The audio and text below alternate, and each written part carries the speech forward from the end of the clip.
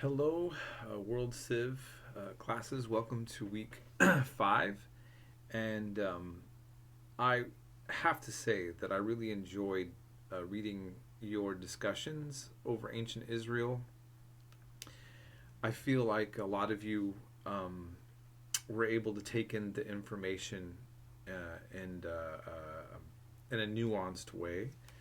And I couldn't even tell necessarily how all of you felt about where the truth would lie, and that's a great job that you were able to do that. And then some of you, it was more clear that you had an opinion one way or the other, but it was fine how most of you put together the information. So good job. There has been so much distractions. Right now, Portland, Oregon has clean, fresh air, and oh, I'm loving it. Everybody here's loving it, I'm sure. I've heard that the Central Valley is much better right now too, so good for all of us on that. Okay, so having said that, you covered that well. I haven't been able to grade all the papers obviously yet for Sunday because they're not due until this evening.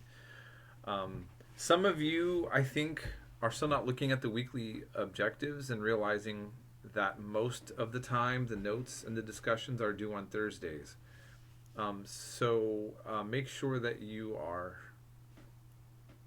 being aware of that, okay?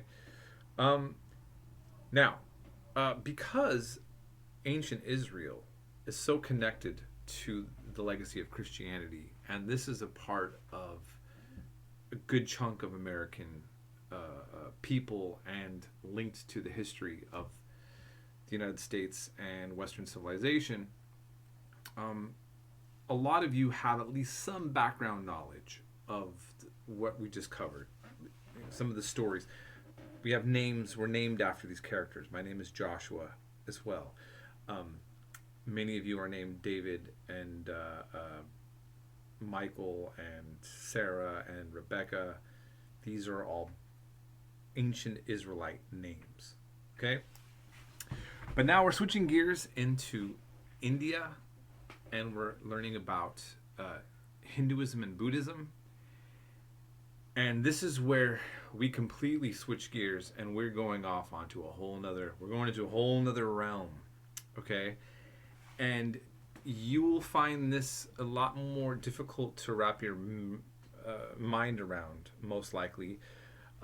First, because it's not what you're used to, and two, you will see that the way that the storytelling operates within the East is often it's a different type of approach to storytelling than what we get from the Bible.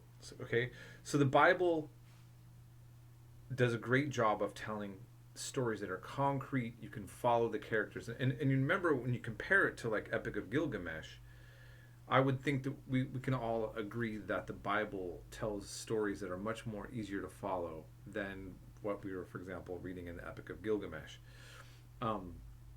And you'll likely feel the same about some of these stories and about the gods and the universe that we're going to cover. Having said that, sometimes I think a lot of the confusion is when you get lost in trying to memorize a lot of the names that are very long and not easy to pronounce, and you don't have a context to know how they're pronounced. Excuse me. So I noticed that sometimes those are the kind of things that get people lost very quickly.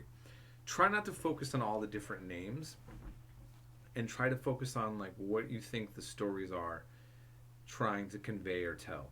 And you'll see that Buddhism gets it's a little easier to follow because it streamlines the teachings to one master as opposed to stories of so many gods. You're going to learn about all of that. And I just put this as optional.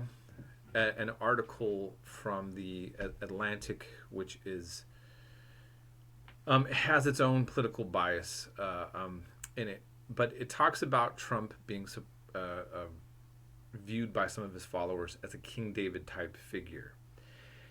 And a lot of people are a little perplexed by how Trump can live so much like an unbiblical person and have so much support, especially coming out of evangelical communities, which are really more or less the back to the Bible branches of Christianity. What does this man who's been married several times, known as a womanizer, uses foul language, and can be mean? Okay, and these are statements that come from even his followers. I know that. Okay, all right.